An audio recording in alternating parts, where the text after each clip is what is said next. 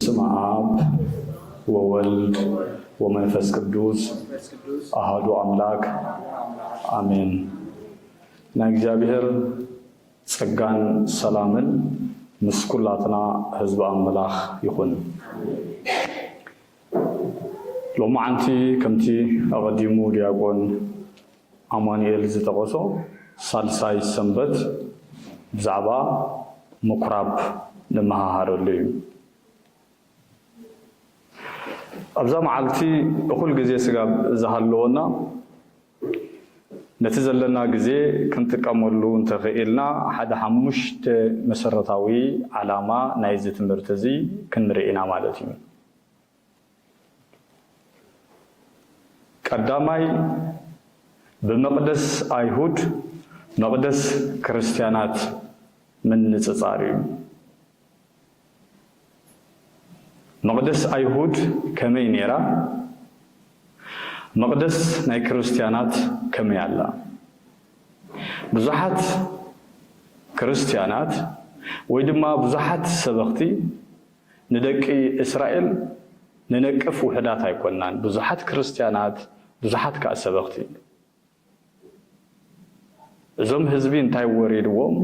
ክንደይ ከግሮም ሮመዮም ንኢየሱስ ክርስቶስ ከመይሎም ምርአይ ሲኢኖሞ ዓይኖም ለተደፊኑ ዝብል ብዙሕ ስብከታት ኣሎ። ግን ሎማዓንቲ ንአይሁድ ክንምክሓሎም ዘይኮነ መቅደስ ክርስቲያናት ከመይ ከም ዝመስል ብጥንቃቐ ንመሃረሉን ነስተንትነሉን መዓልቲ እዩ። ቅዱስ ያሬድ ይሰሪዕዎ ቤተ ክርስቲያን ድማ ነዚ መዓልቲ እዚ ጽቡቕ ነስተንተኒ ወሲዳቶላ። ቅዱስ ያሬድ ግን ምኩራብ ይልዎ። ምኩራብ ማለት ቤት ጸሎት አይሁድ ቅድሚ ታሰሎሙን ሰራሓ መቅደስ ምጅማሮም እቲ ቤት ጸሎቶም ምኩራብ ተባሂሉ ኣብ ምኩራብ ይእከቡ ነይሮም። ካልኣይ ነስተንትነሉ መቅደስ ሰብነትና ምርኣይ እዩ። ሐዋርያ ጳውሎስ ክዛረብ ከሎ እቲ ንሕና ንግልገለሉ ዘለና ቤት መቅደስ ጥራይ ዘይኮነ እቲ መቅደስ አይና እዩ ዝብሎ ሐዋርያ ጳውሎስ ሰብነትኩም እዩ ዝብሎ። ስለዚ ሰብነትና በዚ መዓልቲ እዚ መቅደስ አምላኽ ኮይኑ ብትክክል ኣሎ ዶ የሎን ነስተንትነሉ መዓልቲ እዩ። ብዛዕባ ካልኦት ንሪኤሉ ማለት አይኮነን። አርሒቅና ንኸደሉ ዘይኮነ ንሰብነትና መስትያት ጌርና እታ መቅደስና እታ መቅደስ ሰብነትና እንታይ ትመስል ኣላ ኢልና ምርኣይ ከድልየና እዩ። ሳልሳይ አገልገልቲ ቤት መቅደስ ከመይ ይመስሉ? ናይ አይሁድ ዝነበሩ አገልገልቲ ቤት መቅደስ ንዝክሮም ዲና ንዝክሮ በዓል መን ንዝክር? ካብ ናይ አይሁድ መቅደስ አገልገልቲ ነበሩ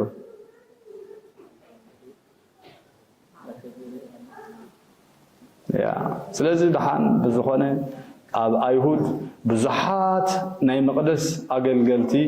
ካህናት ነይሮም፣ ሊቃነ ካህናት ነይሮም። ኣብ ሓዱሽ ኪዳን ብዙሓት ዲያቆናት ኣለው፣ ብዙሓት ቀሳውስት ኣለው፣ ብዙሓት ኤጲስቆጶሳት ኣለው።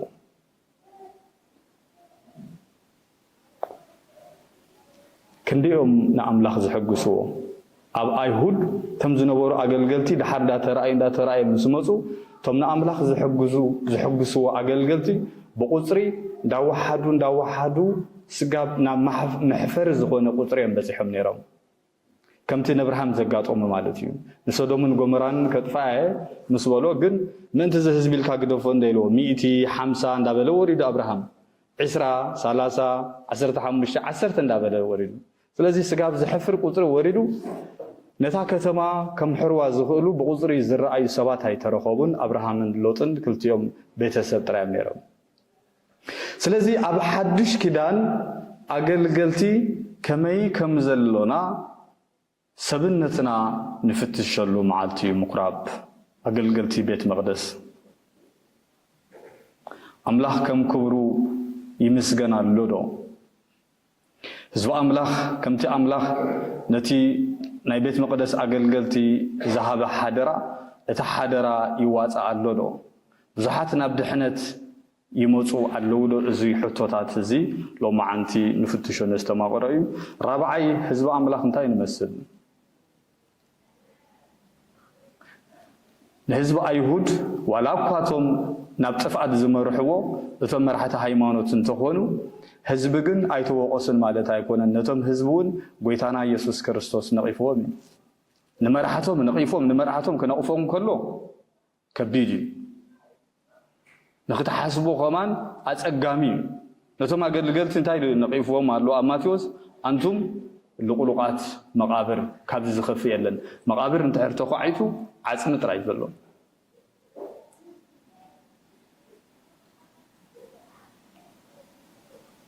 مخنياتو بدغ خرايو خلو غرمات اغلغلت ስለዝመስሉ ነበሩ ካብአቶም ፍረ ነይርዎም ዳ አይነበሮምን ኢየሱስ ክርስቶስ ነቶ መራሕቲ ሃይማኖት ከሪኦም ከሎ ዋላ ሓንቲ ኣብቲ ህዝቢ ዘፍረይ ወፍረ ስለ ዘይነበረ ልቁሉቃት መቃብር ኢልዎም ነቲ ህዝቡን ወቂስዎ ምክንያቱ ህዝቡን ይሕተት እዩ እግዚአብሔር ክፈጥረና ከሎ ንኹልና ልቦና ዘለና ምስተውዓል ዘለና አእምሮውን ዘለና ገይሩ ስለ ዝፈጠረና እቲ ዝተወሃበኩም ጥበብ አእምሮ መልክዕ አምላኽ ንመስል ገይሩ ፈጢርና ናብ ጥፍአት ክንከይድ ከለና ናብ ጥፍአት ክንምራሕ ከለና እዚ መንገዲ ጥፍአት እዩ እዚ መንገዲ ሓቂ ኢሉ ምእመናን ከላልዩ ብዘይ ዝግባእ ዝመጽእ ሰዓቤናት ተራእዩ ኣብ ሓድሽ ኪዳን እውን ولا أقوى تزبزح الشجرة بيت خريستيان بأقل يمسا مأمنان ون حلافنتهم بزي موسى كلنا حدا معلتي أبكر ما أملاح نفرد له جزين ساعات كهلي تحمق معلتي تخباد معلتي خي مسألة كلاجن كلنا أبكر ما أملاح تعيا كايدا كهلو الناخم زلو مسحف قدس يزخاخرنا هوري باولوس جن تايزولو تفردي بمن زجمري زولو بمأمنان أيقونا أكا هوري باولوس كم تفردي بأنا بتوم أقلقلتي زجمر كابكونه يزولو مخنياتو نتهزبي من كم زت فوق مسحف قدس لزفلت فردي مجمرتا بأنا إلى هوري باولوس حمشاي نمو داتا نريو بزعبا تاريخ بيت مقدس أما تصوؤو تا بيت مقدس انتهيا تمثل نيرا تاريخا بقى جميرة نبزنا يلو معنتي أستمهرو كأتي كلاتنا جن بحلنا كنك حلنا تقدسنا خاء كنسمعو كنستنتنو نتقال دقي مقعدموكم يدلي وكل جزء زلنا له معنتي تاريخ بيت مقدس مجمرتا نتاني أيهود بيت مقدس كسر حدليو حرر زبلا نقص داويتيو أنا مصحف قدس كري أخلقه كم نقص داويت غيرو أبلو كيدان زحبن سبيلن كلهم عبيت بوتاتيوم برغص غنا نقص داويت أب قداماي مصحف سامويل كالاي مصحف سامويل انترينايو كما يزبلنس أملاح زمدنا زنبرو نقص كم زنبره أزيو بسلون تنقق النقص كم زنبره ناي ملئتي حزبي إسرائيل حاليوت زتملئ أزيو نا إجزابير سب كم زنبره بمزمور بجنا مسجنا غيره أنا أملاح زمسجن زنبره فلوي أبوي نقص داويد إجزابير جن نايدو خفيلو داويد ود السي كم لبي إلوه كم زسب مستحوسه عند لبي زبلو نتسب مالتي كم لبي زبلو كم يلو كم لبي يلو بزح زدكن بزح زصعر بزح نحزبو زحلي كغاغا خلو خا بنصحا ناب املاح زملس كم زبلنا املاح زسمر نغوس اينبرن ግን بزح اب ኩናት ያአቱ ስለዘነበረ እግዚአብሔር ወን ነትናቱ ኩናት መርሖ ነይሪ ብርግጽ ግን ደሃን ይሎ እቲ ቤት መቅደስ መስራሕሲ نودخا يخون إلو نودخا يخون نسولومون يخون نقول داويد على سب سولومون ودي سولومون لوم يلو كنت تزدل زي كخيد خيلو كل بيت مقدس زدل نجارات ورقديو زدلي بمولو بيت مقدس زدلي أكيبولو يخيدو نقول داويد طبعاً سولومون مسيح أنا تا مقدس كم زنري أزلنا بروجيكتور بزجربن بزدنقن أب علم نمجمر تا جزء تأمرات هاو زخونة أسرار حجر سريعو زلومي إنجنيرين نقول زلنا بزحات إنجنيرين أبز عالم زي معبيلهم زلوا اتناي مجمريا بساينس زخون بهايمانات كتكس زخل بقول سولوموني እትጥበብ ትግን እግዚአብሔር ስለ ዝሃቦ እቶም ኢንጂነር ዝበሃል ዘለዎ ሎሚ ካብቲ ሰሎሞን ዝተበገሰሉ ህንጻ ከመገሩ ክህነጽ ከም ዘለዎ ተማሂሮም ተባላሒቶም ተጣቢቦም ዝመጹ ስለዚህ ተናይ መጀመርታ ጥበብ ግን ካብ ሰሎሞን ካብ እግዚአብሔር ዝተረኸበ ምዃኑ ንሪኦ ስለዚህ ሰሎሞን ብዘደንቕ ገይሩ ሰሪሕዋ ዳዊት ቅድሚ 1000 ዓመት ልደት ክርስቶስ ዝተመነያ ኣብ 950 ስጋብ 900 ዘሎ ኣከባቢ ንጉስ ሰሎሞን ነታ ኣገራሚት ዝኾነት መቅደስ ከሃንፃ ክሰርሓ ፈቲኑ እዩ እታ ህንፃ ተሃኒፃ እታ ሓጢያት ግን ገና ሰሎሞን ብሂወቱ ከሎ ኣብቲ መቅደስ ጀሚሩ ኣምላኽ ግን እንታይ ኢልዎ ካብዛ ቤት እዚኣ ዝፅለ ጸሎት ዘበለ ዓይነይን ልበይን ኣውኣ ስለ ዘሎሲ ክሰምዐ ኢልዎ ኣብታ መቅደስ ልበይን ዓይነይን ኣሎ ኢሉ ግን ኮንዲሽን እናቐሚጥሉ ንስኻትኩምን ደቅኹምን ብሕጋጋተይ እንተኸይድኩም እዩ ዝብልካ ቀሚጥሉ ስለዚ ገና ሰሎሞን ብሂወቱ ከሎ እታ ቤተ መቅደስ እግዚአብሔር ዝባሃጋ ኣብዚ ዝፅለ ዘበለ ጸሎት ኩሉ ክሰምዐ ዝበለ እግዚአብሔር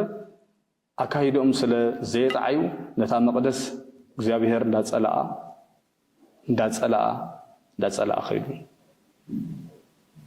ድሕር 400 ዓመት ኣብ 587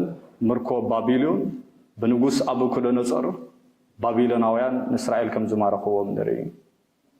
ጸዴቅያስ ትንጉስ ናይ እስራኤል ክልተ ዓይኑ አንቂሮም ማሪኾም ወሲዶሞ እታ ኣገራሚ ዝነበረት ህንፃ ኣብ ከባቢ 400 ዓመት ዝኣክል ምስተጓዓዘት እግዚአብሔር እንዳጸላአ ስለ ዝኸደ ካብዚኣ ዝግበር ገበናት ምፍራሳት ሓይሽሉ ባቢሎናውያን ኣፍሪሶማ ዓንያ ኣምርኮ ባቢሎን 70 ዓመት ተማሪኾም ክናፍቕዋ ጀሚሮም ትመቅደስ ኣምላኽ ንኣምላኽ መስዋዕቲ ዘቕርብሉ ዝነበሩ ምስ ኣምላኽ ዕርቂ ዝገብርሉ ዝነበሩ ዝምድና ምስ እግዚአብሔር ዝራኸብሉ ዝነበሩ ስፍራ ስለ ዝጠፍኦም ናብ ኢየሩሳሌም ክምለሱ ናብታ ቤት መቅደስ ክምለሱ 70 ዓመት ሃረር ኢሎማ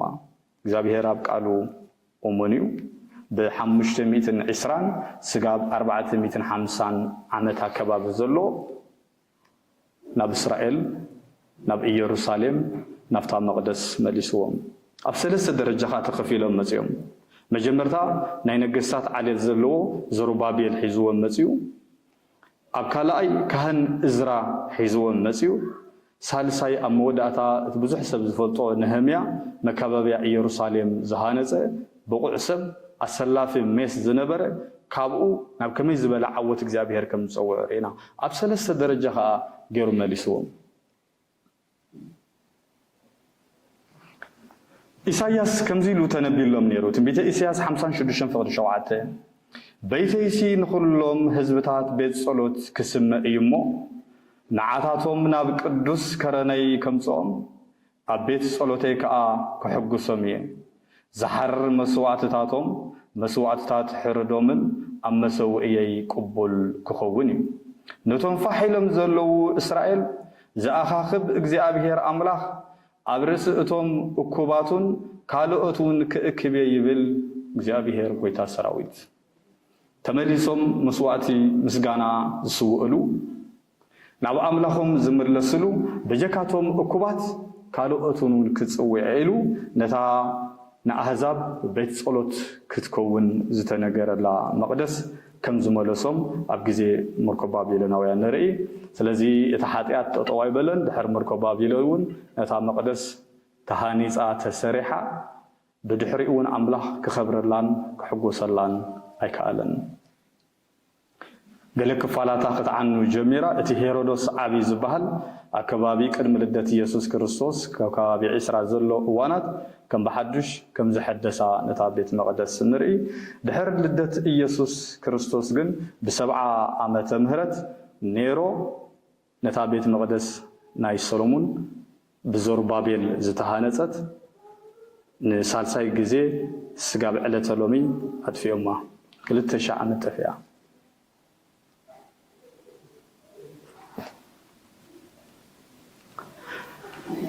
ኩነታት ከምዚ ልኸሎ ጎይታና ኢየሱስ ክርስቶስ ኣብዝነሎም ማዓንቲ ወንጌል ንሪኦ ወንጌል ዮሐንስ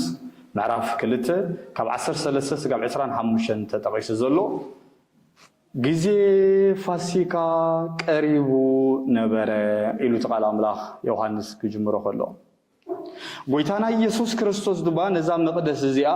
ካብ ዝተፈላለዩ ኩርናዓት ዓለም ፋሲካ ክኸውን ከሎ ኣብ ዓመት ዝበጽሕዋ ዘነግዱዋ ስለ ዝነበሩ ኢየሱስ ክርስቶስ ነቶም ኣብ ውሽጢ ኢየሩሳሌም ዝነበሩን ካብ ግዳም ካብ ኢየሩሳሌም ክነግዱ ዝመጹን ክረኽቦም ስለ ዝኽእል ኢየሱስ ክርስቶስ ናብ ኢየሩሳሌም ከም ዝመጸ ናብታ መቅደስ ገጹ ክቃላቀል ከም ዝጀመረ ንሪ ናብታ መቅደስ ብዙሕ ግዜ ይመጽ ጎይታና ኢየሱስ ክርስቶስ እቲ ኢትዮጵያዊ ዝብሎ ኣብ ቃል አምላኽ ተጻሒፉ ዘለውን ካብ ርሑቕ ሃገር ፋሲካ ከብዕል ይመጽ ነይሩ ግብረ ሐዋርያት ምዕራፍ 8 ዘሎ ስለዚ ካብ መላእ ዓለም ከብዕሉ ስለ ዝመጹ ዝነበሩ ኢየሱስ ክርስቶስ ናብታ መቅደስ መጽኡ ኣብታ መቅደስ መጽኡ ተኸባቢኡ ኩሉ ክሪኦ ክዕዘቦ ከስተንትኖ ምስ ጀመረ ጭራሽ እታ ቤት መቅደስ እንታይ ኮይና ጸኒሓቶ እዩ ዝብል ቤት ሸቐጥ ቤት ዕዳጋ ኮይና ጸኒሓቶ ብዙሕ ሓዚኑ በይተይሲ ንኣህዛብ ቤት ጸሎት ክበሃል እዩ ንስኻትኩም እንታይ ገበርኩም አይሎ ቤት ጎሓሉት ገበርኩም አይሎ ናይ ክርስቲያናት መቅደስ ከመይ አላ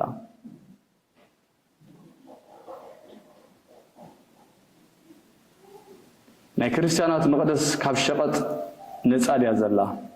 ካብ ዕዳጋ ነፃ ድያ ዘላ እግዚአብሔር ብዝኸብረሉ መገዲ ድያ ትኸይድ ዘላ እዚ ኩሉ እዚ ሎማዓንቲ ከነስተንተኖ ኢና ኣብዚ ቤት ኮይንና ኣብ ገዛና መስከርናን አብዑር ዝሸጡ ረጋቢት ዝሸጡ ቀረጽ ዘኽፍሉ ገንዘብ ዘሽርፉ ኩሎም አኡ ምጸንሕዎ ኢየሱስ ክርስቶስ እንታይ ገበረ እዩ ዝብሎ ነቲ ኩሉ ነገራቶም ሲ ዕልውሉሉ አቢሉ ድንክልክል አቢሉ አውጽኡ አባረሮም እዩ ዝብል ንሳቶም ኣብ ቤት መቅደስ ከም ዘይነበሩ ርዱይ ኣብ ከባቢ ቤት መቅደስ እዮም ነይሮም ኣብ መቅደስ ሙ ከኣትዉ ኣይክእሉን እዮም ታሪክ ናይ ብሉይ ኪዳን ስለ ንፈልጦ ኣብ መቅደስ ብጀካቶም ኣገልገልቲ ከኣትዎ ኣይከኣሉን ካብ ታቦት እኳ ከምድምንታይ ክርሕቁ ከም ዘለዎም ዝተፈለጠ ነገር እዩ ግን ኣብ ከባቢ ቤት መቅደስ ካብቲ ቀንዲ መቅደስ ክርሕቁሉ ዝኽእሉ ቦታታት ስለ ዘሎ ርሕቕ ኢሎም ኣብቲ ከባቢ ኮይኖም እዮም ነዚ ኩሉ ንግዲ ዝገብርዎ ነይሮም መዓልቲ ሕድገት ሓጢአት ስለ ዝኾነ መብዛሕትኡ ብዙሕ ሰብ ኣባጊዕ ጥሪት እንዳገዘአ ሕድገት ሓጢአት ዝገብረሉ ስለ ዝኾነ እቶም ዝነግዱ ከዓ ምቹእ ግዜ ንዓኣቶም ኣብኡ ኮይኖም ኣባጊዕ ጥሪት ንሸጡ ነይሮም ገንዘብ ከዓ ይሽርፉ ነይሮም እቲ ገንዘብ ንምንታይ እዮም ዘሽርፍዎ ነይሮም ሓደ ታሪኻዊ ነገር ክነግረኩም እቲ ገንዘብ ዝለዓለ ከም ዶላር ኮይኑ ዝንቀሳቀስ ዝነበረ ኣብቲ እዋን ናይ ሮማውያን ገንዘብ እዩ ሮማያ ዝያዳ ግዝኣት ዓብሊሎም ስለ ዝነበሩ ናቶም ገንዘብ ከዓ እንዳዓብለለ ይኸይድ ነይሩ ንበዓል እስራኤል ኣብ ትሕቲ ግዝኣት ሮማያ ዘላ እቲ ገንዘቦም ናይ ሮማ ገንዘብ እዮም ሒዞም ዝመፁ ሕጂ ግን እንታይ ኮይኖም እቶም ናይ መቅደስ ሰባት እቶም ናይ ሃይማኖት ሰባት ከዓ ናይ ሮማውያን ገንዘብ ርኹስ እዩ ናብ መቅደስና ኣይኣቱን ኣይቀርን ዝብል እምንቶ ስለ ዝነበሮም ኣብ ደገ ኮይኖም ነቲ ናይ ሮማውያን ገንዘብ ናይ እስራኤል ሸኬል እዩ ዝበሃል ብሸኬል ይቕይሩሎም ነይሮም ካብኡ ከዓ ናይ ሓረጣ ወይ ድማ ናይ ኤክስቼንጅ ገንዘብ እንዳኽፈሉ እንዳበልዑ ከምኡ ገብሩ ነይሮም ንኩሎም ግን ኢየሱስ ክርስቶስ ኣይደለዮምን ኣባሪሩ ውፅዎም ኤርምያስ ከም ዝብል ብምስትንታን ንርአዮ ትንቢቲ ኤርምያስ ምዕራፍ 7 ካብ 9 እስካብ 11 ከም ዝብል ሕያው ቃል ኣምላኽ ኣሎ ኣየ ንስኻትኩም ትሰርቁ ትቐትሉ ትዝሙ ብሓሶት ትምሕሉ ንበዓል ተዓጥኑ ንዘይትፈልጥዎም ካልኦት ኣማልኽቲ እውን ትስዕቡ ናብዚ መጺኹም ከዓ ኣብዛ ብስመይ እተሰመየት ቤት ኣብ ቅድመይ ቆምኩም ኩሉ እዚ ፍንፉን ግብሪ እዚ ምእንቲ ክትገብሩ ድሑናት ኢና ትብሉ ኣለኹም እዛ ብስመይ እተሰመየት ቤት ዶ ኣብ ቅድሚ ዓይንኹም በዓቲ ጎሓሉት ኮነት እንሆ ኣነ በዓለይ ርእዮ እየ ይብል እግዚአብሔር ጎይታ ሰራዊት ኤርምያስ ምትረኣያ እዩ ቅድሚ ልደት ክርስቶስ ኣብቲ ከባቢ ቤት መቅደስ ክመጽእ ከሎ ይርእይዎ ኤርምያስ ብግዜ ባቢሎናውያን እዩ ነይሩ ናይ 500 ዓመት አካባቢ ትሪወለኹም ቀድሚ ጎይታና ኢየሱስ ክርስቶስ ምምጽኡ ታ መቅደስ ክንድምንታይ ካብ እግዚአብሔር ሕያቃ ከም ዝነበረት እንታይም ዝገብሩ ነይሮም እቶም ጎሓሉት እቶም ሰረቅቲ እቶም ቀጠፍቲ ዝበሃሉ ከይተሓዙ ኣብ ቤት መቅደስ ኣብ ተኸባቢ መጽኦም ይሕቡኡ ነይሮም ቤት ጎሓሉ ገይርኩም ኢሉዎም ኤርምያስ ናይ እግዚአብሔር ሓሳብን ዓላማን ግን እንታይ ነይሩ ነቶም ሰረቅቲ ዝዕቀበሉ ስፍራ ዘይኮነሲ እታ ቤት እንታይ ክትከውን ነይርዋ ናይቶም በደለኛታት ዝተጋገዩ ናይቶም ብንስሓ ዝምለሱ ስፍራን ቦታን ናይ ቅድስና ክትከውን ዝግባእ ነይሩ ስለዚ ኤርምያስ ቤት ጎሓሉት ገይርኩም ኢልዎ ጎይታና ኢየሱስ ክርስቶስ ዝመፀውን ንስኻትኩም ቤት ሸቀጥ ቤት ዕድጊ ቤት ጎሓሉት ዝገበርኩማ ቤቴ ግን ንኣህዛብ ቤት ጸሎት ክበሃል እዩ ነዚ ኩሉ ክገብር ከሎ ደቀ መዛሙርቱ ምስ ረኣዩ ሓደ ጽሑፍ ዘኪሮም ካብ መዝሙረ ዳዊት 69 ዘሎ ቅንዓት ናይ ቤትካ በልዓኒ ዝብል ጽሑፍ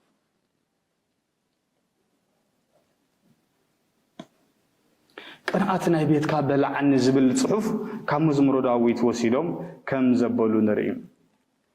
ኢየሱስ ክርስቶስ ነቶም ንመስዋዕቲ ዝኾኑ እንስሳታት ከባረሮም ምስ ጀመረ ኣብ መንጎ ኣይሁድ ኮንፍሊክት ፈጢሩ ዘይምስምማዕ ፈጢሩ ኣይሁድ ንኢየሱስ ክርስቶስ ብጽልኢ ክርእይዎ ጀሚሮም ስለምንታይ ብረብሖም ስለ ዝመጸ ብረብሖም መጽዩ ምክንያቱ ንሳቶም ካብቲ ግብሪ ዝኽፈል ዝነበረ ረብሓ ይረኽቡ ነይሮም እዮም ኣታዊታት ይረኽቡ ነይሮም ስለዚ እዚ ነገር እዚ ብረብሖም ስለ ዝመጹ እቶም መራሕቲ ሃይማኖት ንኢየሱስ ክርስቶስ بحماق مجد خيري وسل زدلي حد حتى العلم له بيناي سلطان تجبر الله السن تايلوم قويتانا تايلو ملش بيناي سلطاني خات جبر زلخا تأمرتك ختاري الناس يكأل كادي لم حيتهم نساتهم أب تأمرت يمزام صنيعكم ملوسة بيناي تأمرتها حد نجار عليه إن ملك تأمرت اللي حريرك عب نجار كن عملك هذا كوينو بيناي سلطاني خان الزوم إنسانات دخونون مسوعة الزخونو كتوصوم كتبارم تدل زل خيل لم حيتسمو يسوع كريستوس قال أبي يوحنا صحيح خمس زل معرف كل تعسر تحمشه كاب جمل زتتعج غراف غيرو نتوم أباجعن كل زشطو زنبرو أفتا بيت مقدس نصدقون جلابيتو فحفح بيلو أبارو ميلو حدا ملكت انتاينا نرئي بحر حجي حدقت حطيات بأرحون بدي بلاتاتن بدمنا انسسا بزفسس زي كونه حدوش مجدي مسيلو نسخة بمنيلي زنقرم زلو بآيلو بإيسوس كريستوس نساتهم كاب حطيات كنا قوفيهم جزيهم مسوات محرار كقبر زدلي زلو نسخة نقيرو ما يدل دي بقى حاجة حدش مقد مسئله حدش هو تذهب نصدما اتي عم مزحفتي تنبيذ تصحفه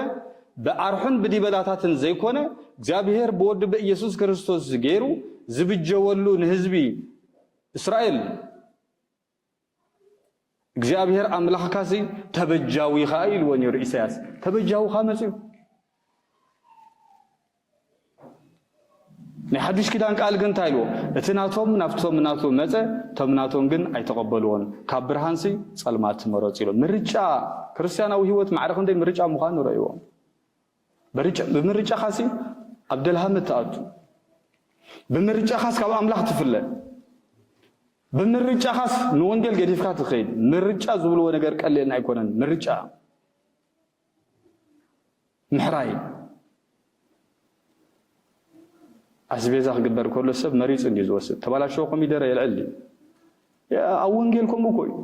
هي وذهب نتقال أملاخ نتزلوت نتزغير يسوع كريستوس كاب كله فليخا مرآي موسى أغسطينوس لبنا أباخان تزي عرفوسي عرفتي يقولون قبل خلوكو خمس خمانا دخيمو دحر هايمانوت كغير دخيمو مودة أتاقن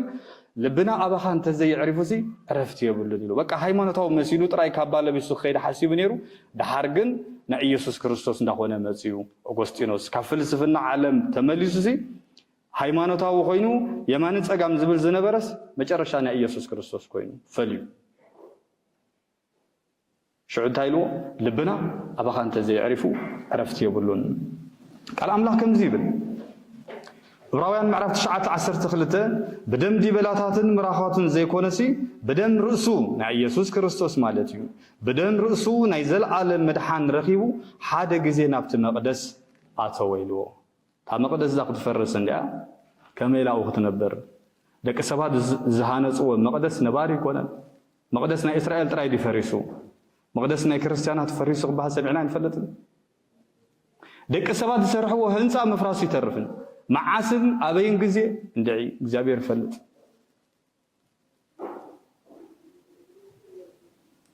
حنسابن حوارو مقدس نسخاتكم سي سبنتكم مقدس املاح مخانو ديت فلطن ኢየሱስ ክርስቶስ አብልብና حنسابن حوارو አቲ خنሱ ኢየሱስ ክርስቶስ አብ ያለው ይሉ ዝደለ ህዝብ የለን አብልብ እኮ ይዘሎ አይሁድ ከም ይለሞ መንግስት አምላክ አብ ያዘላ መንግስት አምላክ በቃ መንግስት አምላክ ታብ ሰማያት ዘላ ሰብ ይፈልጥ ናዓጥራም ዝፈጡ ሐድሽ ትምርት ምጽሎም መንግስት ሰማያት ተባሃላላ መንግስት አምላክ ንስመትካ አመሬት ተቀበርካ መስአተካ ሽዑ ትርከብ ኢለም ዝሐስቡ ነይሮም ሐድሽ ትምርት ምጽሎም መንግስት አምላክ አማእኸልኩም ያዘላ ይሎም ዋ አታ ሰብ አይንታ አይነት ትምርት ይደምጽ ዘሎ ሃይማኖታዊ ዲ ፍልስፍና እንታይ ይዝሎ መንግስት ሰማያት አብቲ ያዘላ ይሎም እታ አብ ሰማይ ዘላ መንግስት አምላክ አብዙ ኮይና ተዘይረኺብና በየና መኹቱ ተብዙ ዓቢ ይዛረቦም ነይሩ መንግስት አምላክ የላና አይኮነት ነው አማእኸልኩም አላህ ብሎ ኸሎ መንግስት አምላክ ሎሙ ተዘይ ሰሪሕናላ ሎሙ ተዘይ ጽዕርናላ ከመ ያቢልና ታብ ሰማይ ዘላኽና አትዋ ንኸ ታ መንግስት አምላክ ግን አማእኸልኩም ያዘላ ይሎም ስለዚህ ኢየሱስ ክርስቶስ አማእኸልና ኸሎ ኢየሱስ ክርስቶስ ብጸጋ አብ ልብና ልብኹም መቅደስ አምላክ ይተባሂሉ ተነገርና ኸሎ አበይ ኢየሱስ ክርስቶስ ዘሎ አነ ርእየ ይፈልጥኒ ኢየሱስ ክርስቶስ በየኒ ዘሎ ክንደየና ደሎ ሰብ መንግስት አምላክ አማእኸልና አላ ኢየሱስ ክርስቶስ አነፍስ ወከፍ መቅደስ ልባትና አሎ ነርአዮ ነስተመቆሮ ንፈትሾ አውጉስጢኖስ ካፍልስፍና ምስመጸና ክርስትና ገሊኦም በዛ አይነት ሰብኩሉ ገሊኦም በዛ አይነት ሰብኩሉ ገሊኦም በዛ አይነት ሰብኩሉ ነቲ ክርስትና ከም ዝንሕና ንገብሮ ዘለና ቅይሕ ጽልም ነውጻሉ ኣብ ሓንቲ ኦርቶዶክስ ከለናኳ ገድቶም ሓደ ፍሉያት ኦርቶዶክስ ክንመስል ንደለለና ማለት ብኸምኡ ክጸድቕ ኣይትኽእልና ዝጸድቕ እኮ ኢየሱስ ክርስቶስ እዩ ነቲ ሰቢኻ ተኸፋፍሎ ዘለኻ ኣነ ይበልጽ ድንቂ ዝኾንኩ ኦርቶዶክሳዊ ኤልካ እምበሪ ታ ሚዛን ተመፅያ ግን ሓደገኛ እያ ታ ጭጉራፍ ና ኢየሱስ ክርስቶስ ተመፅያ ንሳ ሓደገኛ እያ ትኩሉ ኣነ ብሉፅ እየ ዝብል ዘሎ በየን ምእተዊና ክጠፍኣና እዩ ለኩም ኣለኹ ስለዚህ አውጉስጢኖስ ናፍቲ ምሰበሎ ዳሓርታ ገይሩ በፍላይ ንመጽሐፍ ሮሜ ጽቡቅ ገይሩ አንቢቡ ምስተረዳአ እንታይ ኢልዎ አኩሉ ቦታ ደሌ ሲኢነካ መወዳእታ አበይ ረኺበካ ኢልዎ ኣብ ልበይ ረኺበካ ኢልዎ ኢየሱስ ክርስቶስ ኣብ ልብኹም ረኸብዎ ኣብ ልብና እንተ ዘይረኺብናዮ እዞም ሎሚ መቅደስ ክንሰርሕና ኢሎም ፋንታዚ ዝገብሩ ምሰርሕዎ ከፍርስዎ እዮም مسرحو مبعث زي ترفي من نخخاس زي ترفي مبللع زي ترفي أبينا نعطو قدم مبالنا سين إيسوس كريستوس قبل باتنا نركبو إيسوس مساقشش خيدي فلتن إيسوس كريستوس أب مقدس تأثيرو أي فلتن جباري تأمر كون أب سمايتنا مدرن زلو سلامون كسر حقولو سماي زفاني مدرز مدرجة أجريسي كم يزبل هنس أخذ هنس اللي تدلل لها كويلو إيسوس كريستوس ካብ ቅድስት ድንግል ማርያም ዝተወልደ በገዛእ ደሙ ሕድገት ኃጢአት ዝገበረ ስለዚህ አይሁድ ሕድገት ኃጢአት በእንስሳታት ከአምኑ ከሎ በደም አርሕን ዲበላታትን በገዛእ ደሙ ሕድገት ኃጢአት ከም ዝገበረ ኢየሱስ ክርስቶስ አርጊጽ ዝማህረና ማዓልቲ ሐዋርያ ጳውሎስ በዚህ ይገልጾ ኣብ ኤፌሶን 1:7 ዘሎ በኢየሱስ በደሙ ምድሓን ማለት ካብተ ሀብት ጽጉ ሕድገት ኃጢአት አሎና ሕድገት ኃጢአት ካመን ቀሳውስቲ ሕድገት ኃጢአት ክጽልዩ ይኽእሉ ክምህሩ ይኽእሉ ሕድገት ኃጢአት በመን አስምዑኒ በኢየሱስ ክርስቶስ ሰማያት ሓደ መዓልቲ ኣብ ፍርዲ ኢየሱስ ክርስቶስ ኣብ መንበር ምስ መጸ ንባዕልና ድሕነትና خسرنا ድሕነትኩም ከይትኸስሩ ነፍስ ወከፍ ምእመን ሕድገት ኃጢአት ብቐሽ ዘይኮነ ሕድገት ኃጢአት በቲ ሃብቲ ጸግኡ በኢየሱስ ክርስቶስ ዝርከብ ካብ ዝጥዕም ቃል ኣሎ ምርጫ ክርስትና ናይ ምርጫ ጉዳይ እዩ ሕድገት ኃጢአት ግን በደም በኢየሱስ ክርስቶስ ሐዋርያ ጳውሎስ ንቆላሲ 1:14 ከምዚ ይብሎም አቡ ምድሓን ማለት ሕድገት ኃጢአት አሎና ሕድገት ኃጢአትን ምድሓንን ካብ ኢየሱስ ክርስቶስ ወጻኢ ኮይኑ አይፈልጥን እዩ ዮሐንስ መጥምቁ እኳ ተዓቢ ኣነ እንታይ ኢልዎም መገዲ ዝፀረገ ኢሎም ትመገዲ ግን መን ኢየሱስ ክርስቶስ ሐዋርያ ዮሐንስ ከም ኢልዎ መገድን ሓቅን ህይወትን ኣነ ኢሉ ክምህር ከሎ ዮሐንስ ዝኣክል ኣነ ፀራግ መገዲ ስራኻ ሰኣኑ ከኣስር ዘይበቅዕ ክብል ከሎኮ ኣይናይ ቀሽን ኣይናይ ዲያቆንን ኤጲስቆጶስን ልዕሊ ዮሐንስ ዝወፀ ኣቱም ሰባት ፀረግቲ መገዲ እንተኮይናስ ማእኸለና ነይሩ ኩሉና ከዓ ዋጋና ምረኸብና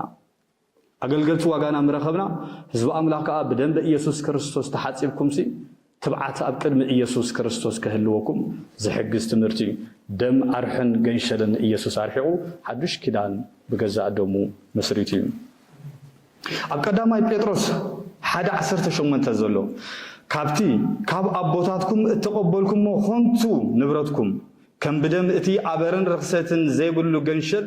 بخبر دم كريستوس امبر بطفاء ነገር ببرور ويسي ورقي كم زيد حانكم تفلطيكم دحنتنا ببرور ايكونن بورقي ايكونن بحواريات ايكونن بإبسقوጶسات ايكونن بقساوستون ايكونن كوينون ابزانتا كوينو ايفلطنيو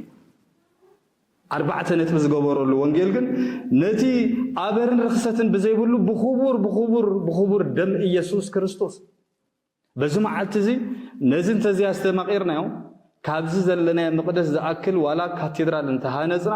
መድሓና ኣብ ሓደጋ እዩ መገድና ኣይነጸርናን ትውክልትና ኣይነጸርናን ሃይማኖትና ኣይነጸርናን ኣሎና ኣብ ትሕቲ ሰብ ዝኸይድ ከዓ መወዳእቱ ናይ ሰብ ነገር ስለ ዝፍለጥ ኣብ 4 ነጥብ ገብረለየ ከይነውሕ እግዚአብሔር ንኣገልገልቲ ኣይሁድ ዳቀረብከ ስለምንታይ ጸልይዎም ካብዚ ኩሉ ጸናሕና ይቆርብ ሒዝና ዶ ነቲ ህዝብ ስለዲ የሳጋገርዎ እዩ አገልጋሊ ማለት ከም ዮሐንስ ማለት እዩ ንሱ ትሕት ይብል እቲ ህዝብ ካንታ ይኸውን ነቲ ዝተሰቀለ ኢየሱስ ክርስቶስ ኣብ ቀራንዮ ይርዮ ተስፉ ከአመን ይዝኸውን ኣብ ኢየሱስ ክርስቶስ ኣብ ቀራንዮ ዝተሰቀለ ኣብቲ ስለና ዝሞተ እንተዘይ ኮይኑ ግን ነቶም አገልገልቲ እግዚአብሔር ምስታብ መቅደስን እንዳጸለኦም ህይወት ዘይብሉ እንዳኾነ መጽ ማለት እዩ ኢሳይያስ ምዕራፍ 1 ፍቅድ 11 ገብ 16 ቀሲለ ከምበልኩም ስለምንታይ ከም ዝጸለኦም ድማ አስተውሉ ብዝሒ መስዋዕትታትኩም እንታይ ኢለዮ ነቲ መስዋዕታት ዝደልዎ ኢሳይያስ እዩ ቅድሚ 800 ዓመት ልደት ኢየሱስ ክርስቶስ ይዛረቡ ዘለኮ አስተውሉሉ ገና ኣብ ዘመነ ኦሪት ገና ኢየሱስ ክርስቶስ ከይተሰቀለ حدقت حاتياتهم بإنساسات كله جينا إساياس جنب تنبي زارو زول بزعبازي بزحي مسويتاتكم سي انتهي ليلو ناب كريستيانات انتزغير بزحي قداسيكم انتهي ليو بزحي مأكابكم انتهي ليو بزحي مزماركم انتهي ليو انتزبهالنا كما إذا عينو تسبات كوينا لنا مالتي سلزي بزمعات زي كن مرمروخن كالالونا أنا أرجيس أقم مهرز دلي أما عالت قويتا بزناي زخون سب دم كحتة سلا زي دلي محتاتكم كأي ترفين جن زخون سب زيادة مهيرنا يلو زنكف انتلو السوق حقو سنايو مخنياتو أب سماياتون أخليل سلا نرخبو اللي نقال عاملاخ نسبات إلنا خنتم زوجن تصوم زي كون هاي كالين عارف كان مقمات السهم تعرفون حنا نعرفون بر حقي كتم زي كالين سلازي تصلي وتقلقلتهم مسواتي دعاولن بسبحي صباحاتن صقيب لكم دم زرابعاتن غنشلن ديبلاتاتن باه ايبلنن ام مقدسي كترأيو مس اتمصو من كوتا اصدي كترقصسي دليكم يلوا واي يفرحوا تعصد تعف دغت متوتي انكون كتاتوسي ابت اصد كترقص كمن دليكم يلوا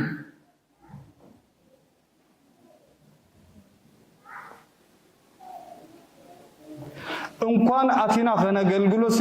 አብቲ አጸድ ንኽትረግጹስ መን ደለየኩም ስጋብዚ እግዚአብሔር ማጎታለው በዓላትኩም ነፍሰይ ትጸልኦላ በኩሉ በዓላትና እግዚአብሔር እንተ ዝኸበር ከመይ ጽቡቕ ነው ይመስለኩ በዓላት ናይ ማርያም ይልናሲ በዴና ማርያም ንፋላለ በዓል ናይ ቅዱስ ሚካኤል ተባሂሉ በናይ ቅዱስ ሚካኤል መዓልቲ ከምቲ እስራኤላውያን አምርኮ ባቢሎን ከለው ብጸሎት ዝዓረቆምሲ بصلوتو نتون فحفاحلنا زلنا كو يعرقنا كو خيد بس ابت ناي ميكائيل معاتون صلئن باسن هلخ نسب كل ما تخون ايكل دا مدهاني علم كوينا ندحركم نقبر لنا كوينا نغاغينا زلنا خنفلالو نخدنا مخنياتو اتزتسقل ኢየሱስ ክርስቶስ አይሁድ የለ ባሪያ የለ ጨዋ የለ ሰማርያ የለ አይሁድ የለ ኩሉ በኢየሱስ ክርስቶስ ዘአመነ ናብ ድሕነት ከም ዝተጸውዐ ዝነገር ስለዚ ንሓደ ክርስቲያን ንሓደ ሓውኻ ክትሰጎ ክትኣልዮም ምፍታን ማለት ካብ ኣካል ኢየሱስ ክርስቶስ ትፈልየለኻ ስለዚ ካብዚ ቤት እዚ ዝኾነ ዝስጎግን ዝወፅን መንእሰይ እንተልዩ እቲ ዘባረሮ ወይ ዘባረር ናይ ኣካላት እንተሊና እቲ ደም ምሕታት ማለት እዚ ካል ኣይኮነን ዋላ ብውልቀ ሰብ ሓደ እንኳ ትኾነ بدحري أبي ودي قدسب تحتاتي ስለዚህ ትሞጋስ ቀሊል አይነበረን በዓላትኩም ነፍሰይ ትጸሉ አላ ጸር ኮይንኒ ምስካም ሲኢን የለኹ አዳውኩም ምስ እትዝርግሑ አይንተይ ካባኻትኩም እኽውለን መህለላኳ እንተ አብዛሐኹም አይሰምዕን አዳውኩም ደመሊአን አለው አይ አብሉስ ወከፍ ሓደ ክርስቲያን ወስዶ ስጉምቲ እትደም ማለት ንሱ ከምዚ ናይሰ ፖለቲካ بخوينا تراي ايم سلامنا مالته اب ሃይማኖት ብዙሕ ደም ምሕታት አሎ ብዝጠፈአ ሰብአይ ብዝጠፈአ ሰበይቲ ብዝጠፈአ መንእሰይ ኮነይልና እንድሕር አጥፊናዮ ትተሓታትነት አሎ እዚ ሁሉ ስለ ዘሎ ጸሎትኩም መስዋዕትታትኩም ምህለታትኩም ሲ ክሰምዑ አይደልን የሎም ስለዚህ ምስታ ቀዳም ቤተ መቅደስ እግዚአብሔር ከምዚ ዝበለ ዘይ ምሕጓሳሪ ምግባር ሰናይ ተማሃሩ ቀንዕና ደለዩ ንጥቁዕ ርድእዎ ንዘኽታማት ፍትሒ አውጽሉ ንመበለት ተጣበቆላ ሽዑ ምጹእ እሞ ንሓድ ሕድና ንማጎት ይብል እግዚአብሔር በቃ ቀንዕና ምስ ገበርና ሰናይ ሓሳብ ምስ ሓዝና ናይ በሓቂ ናይ እግዚአብሔር ሰባት ምስ ኮና ሽዑ ኣነ ንጸሎትኩም ተዘይሰሚዕዮ እንተዘይመልሰልኩም ሲ ክንማጎት ንዑ ኮይ ዝብል ዘሎ ድሓር ትሕት ኢሉ ከይድኩም ድሕር አንቢብኩም አቆ ዋላኳ ሓጢያትኩም كم من تايون تقيحه تخده يزولو انا كنت اخغبر يلو كم برد كصعد ويلو እግዚአብሔር መስገን من زي بدل كل سب يبدل ግን መለስ معراي نفلت ኣብ ቅድመ አምላኽ ድማ ትሕት ምባል ክንላማመድ አለና ስለዚህ እግዚአብሔር ነታ መቅደስን ነቶም አገልገልትን በቲ ዝነበረ አካይዶም አይፈተወምን በዚ ድማ ይጉህ ነይሩ ሓደ ሰብ እንታይ ኢሉ ነቶም ክርስቲያናት ሰበኽት ኮይ ቀትሪ ተሰብክዎ ليتخا تفرسو وا كابز خفالو قطر تزرب وعلكا طعيس مشت مفراس سبب يدفرح ابيت املاح مساتو نور اندي خم يتبلون ابدغ مسوصخا فنت نور غبرو زبل من يلنكو ولا موت فرحتناس نزمن دقيو نزه هنصاينا املاح يكونن نا املاح انت قوينو اب غزانا ابدغ ابز بيت زي حد هيوت يزللنا تزي كوين ግን እግዚአብሔር ዝገበርና ኃጢአት ይቀርበለልና እንዳበልካ ደም ዳአከብካ መኻድ እንተ ዘይ ኮይኑ ይቅሬታ ዘይብሉ ማዓቱን ክመጽ ቀትር ተሰብኩ ለይቲ ተፈርሶ ብዛዕባ መጥምቀ መለኮት ተቀሽ ምሂሩ ሓደ ግዜ እቲ ክልተ ስረ ዘሎ ነቲ ዘይብሉ እንታይ ግበር ኢሎ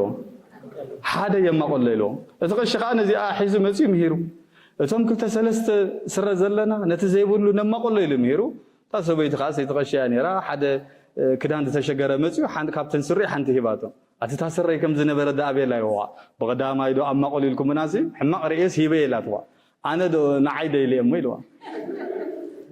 ዝመንዳይ ሁይስ ክርስቲያን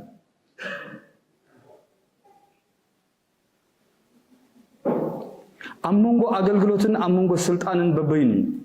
ቀሳውስተኒ ዓደና ሽግርና ሓደ ነገር ይዘሎ እቲ ስልጣን ክህነት ክበሃል ከሎ ንአገልግሎት ዝወሃብ ስልጣን በር ስልጣን ሒዝካ ኣብ ልዕል ምእመናን ድሌትካ ትገብረሉ ማለት ኣይኮነን ከምኡ ኣይኮነን ጎይታና ዝበሎ እቲ ልዕል ክብል ዝደሊ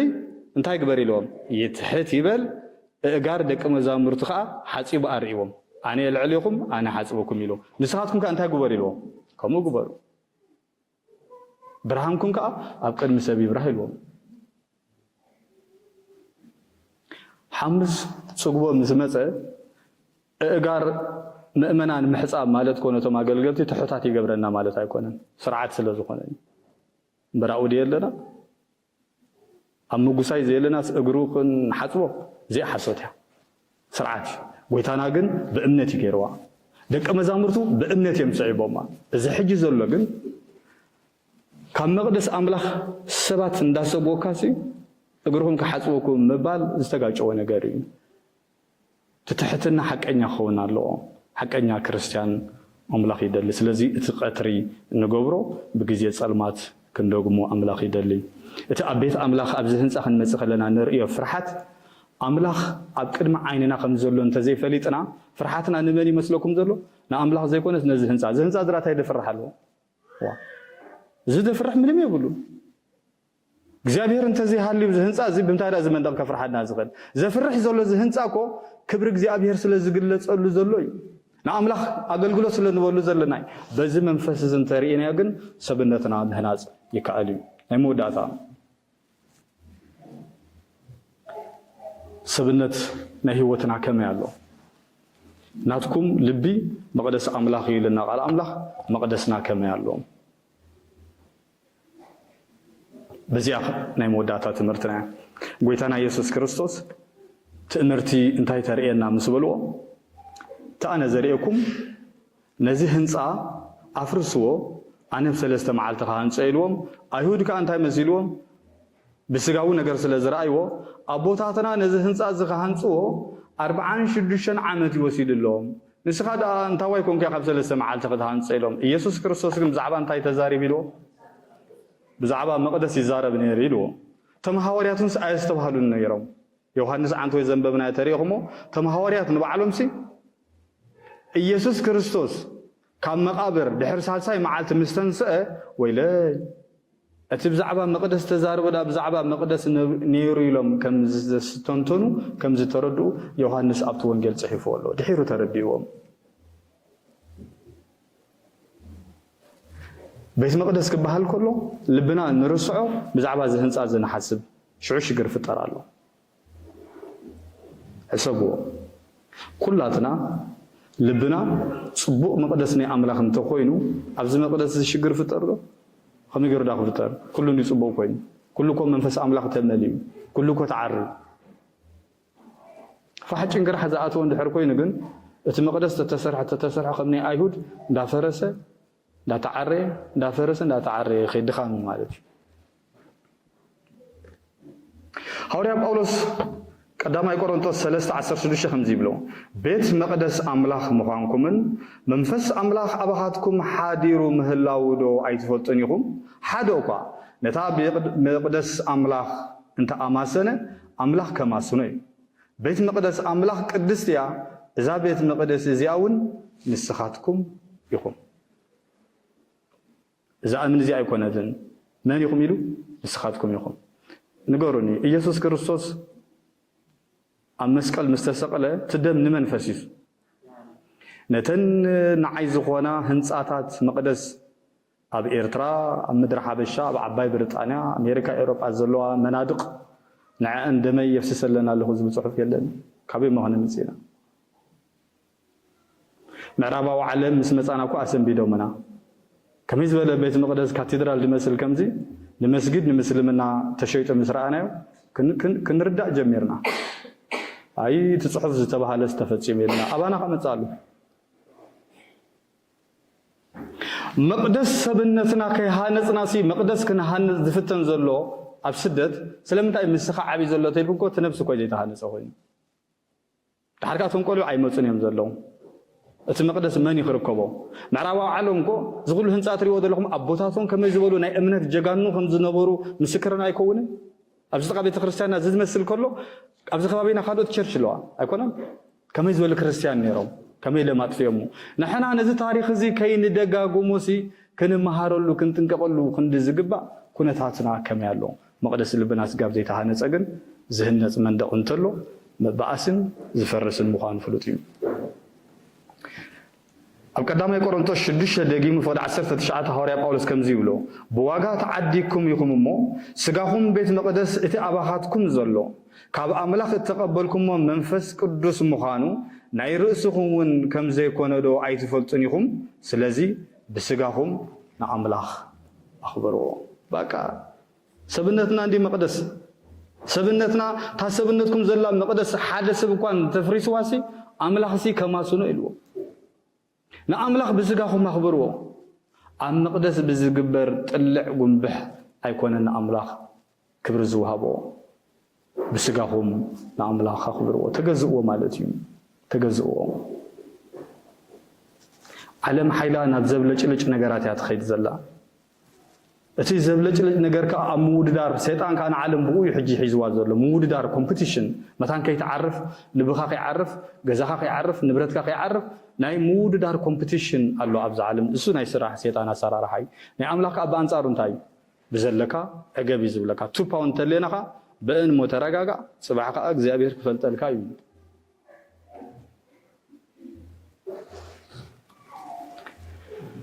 أو كلا يكون تشدش عسرت تشدش نحنا بيت المقدس هي أملاخنا وي زي أسبح هذا نبلا نحنا بيت المقدس هي أملاخنا بقى قد جاء تعمير لا إذا المقدس إذا سببنا خاب بمنتهى تهاني ستبهيلو بقليل لا يكونن بخبور وقادم يسوع كريستوس بعنقي بورقي ببرور زي كونسي إذا سببناكم تتأري زلوا ولا نازل قدس بيترسون بوقادم نا يسوع كريستوس بتخاب الدينا كاب قدست دنجل مريم زتولد سلينا قبل كا أبكرانيو زتسقله أبصال ساي معلتخا زتنسى أمون يسوع كريستوس حدقت حطياتنا ون بو بجزاء دمو زترخبي مدحنا ون بو صباحن قون زفردنا نسو كريستيانات فيتن في صباحن قون نراخبلو مس دق سبات زي كونه مس ملائكت زي كونه فيت مس يسوع كريستوس نرأيلو معلتلو سلازي أبز معلت بقعات زجبرنا حدا نجر نصلو مصحف قدس زمهر أنا زامنو دم يسوع كريستوس إيو دم يسوع كريستوس سلازي نتوم ولدي بزح جزء زتنك على أملاخكو معلت فردي كبار سلاز خونتيا تام مقدس فريسة بزعبة مساعة عالم تبغى تمهر تام مقدس مجرش عالمكم وخوني لهم تقال أملاخ زتمهرجن يلن شدش شوعات عسرت 4 قلع وليده كبل يسب مفللاي مسمص كبيد مخانو كن كريستيان ايردوني زلو نسدت مسدقو خفالالو خلو كبيد مخانو تفلطو ام منغست املاخ مفللاي زمصالو معالتلو تقال كن كبل يدلن بر اب قال املاخ متنققتا زحبو كبيد قالات زلو بتعم خبي سلازي ولدي اتون قلعو كاب زبلعو كاب زستيون العلي نرجعهم قال أملاك كخون نرجعهم يسوع كخون صبوك خدنا تدلي تخون صبوك كل نجار تحالي لهم تخون بزي قال أملاك بزي يسوع كريستوس بزي ابنة زون قلعو ودسب دحرميت عامت زل عالماوي بيت سلازلو بزح سكيات نحزنون على كريستنا طعمي تزي تردي خاجن بزح جواهين سكيات ون على وي سلازي ولدي معرخ نديت نقاط كتكونوا خمزلكم زخاخريو زي كأخلني نلوم معنتي بزغونه ግን እዚኣ ከም ዝባርሓና መወዳእታ ኣብ ኤፌሶን 2:22 ዘላ እምበኣርሲ ንስኻትኩም ኣብቲ ኢየሱስ ክርስቶስ በዓሉ እምኒ ማኣዘኑ ዝኾነ መሰረት ነቢያትን ሐዋርያትን እተነደቁም ሕዙለይ መሰረትና በይ መሰረትኩም ኣብ ነቢያትን ሐዋርያትን እተነደቁም ደጊም ደቂ ዓዶም ንቅዱሳን ስድራ ቤትና ኣምላኽ ይኹም እምበር ኣጋይሽን ወጻተኛታትን ኣይኮንኩምን أو بزلوا إتهنسا بقولتها قدستي بيت المقدس من أنت كخون النات أساسر يعبي نسخاتكم ون أو محدر أملاخ بمنفس كتكونوا حبيركم تهنسوا اللهم أملاخ كم زيادة مسألة بيت هذانا مسرتكم أبيك بهال كله كندي مسرت خدل زلو مسرتنا أرثوذكساويان مخانا كريستيان مخانا مسرتنا أم مسرت النبياتن هوارياتن مسرت النبياتن هوارياتن كأبزي زلو مهرو نبيات أبزي زلو مهرو هواريات أبزي زلو مهرو ناي قششتي ناي سبختجن أم مايكروفون يزلو ببيني أي تدبالو أنا زدبالو أكو زجاجو هو جيجاتات نزقود صحف أي تدبالو ببيني هزب زاد فوق زلو أبيك أشي لهم يوم أتوم سبعة مسرت نبياتن هوارياتن يو أبزينا تسريتنا زلنا موت قدس صحف انتهي زلو يتي نجر مسرتنا أبزين دك عدم كأن قدساني هم يلنا تون قدسان كلهم هواريات النبيات نأملا خسميرهم زخدو نحناون كابز عالم زيك نسجاجر كلنا دك عدم نقدسان أفتي بيتك أنت تجبر لهم يلنا زي حزولي ናይ መወዳእታ ኣብቲ ህንፃ እዚ ህንፃ ዝቅዱስ ስፍራ ናይ እግዚአብሔር ስፍራ እዚ ቅዱስ ስፍራ ከ እንታይ ኢሉ ምስቲ ህንፃ እንታይ ትገብሩ ኣለኹም ንስኻትኩም ሓቢርኩም እንታይ ትገብሩ ኣለኹም ዋይ ደንጊኹማ ትህነፁ ኣለኹም እዚ ህንፃ እዚ ንምንታይ ዝጠቅም ንሕና ንኽንህነፅ እምበር ንሕና ክንበኣሰሉ ከም ኣድጊ ምስ ፀገብና ክንሻናዳሓሉ ኣይኮነን ስለዚ እዚ ህንፃ እዚ እንታይ ክኸውን ኣሎ ናይ ብሓቂ ህንፃ ኣምላኽ እንተኮይኑ እዚ ምስ ህንፃ ዝኮንኩም ባእሲ ዘይብሉ ክርክር ዘይብሉ ተንኮል ዘይብሉ ሻራ ዘይብሉ ብኽፉት ልቢ ንኹሉ በቲ ኣብ ቀራንዮ ዝተሰቐለ ኢየሱስ ክርስቶስ ብስሙ ንእከበሉ ህይወትን ድሕነትን ንረኽበሉ ንትውልዲ ንደቀና ከዓ ንረክበሉ ስለዚ ምስቲ ህንፃ ንስኻትኩም ትህነፁ ኣለኹም ኢለና እግዚአብሔር ህይወትና ክሃንፅ ስድራና ክሃንፅ ደቀና ክሃንፅ ቅዱስ ፍቃዱ ይኹነልና ነቲ ዝጀመርናዮ ጾም ድማ ካብ ናይ ልማድ ጾም ወፂና ቅዱሳት ጽሑፋት ብምንባብ ንኣምላኽ በቃሉ እንዳስተንተና ክንሓልፎ እግዚአብሔር ብፀጉ ይደግፈና ስለዝነበረና ግዜ ንኣምላኽ ክብሪ ይኹኖ ንሕና ቤት መቅደስ ሕያው ኣምላኽ ኢና ንኣምላኽ ክብሪ ይኹኖ ይቐነለይ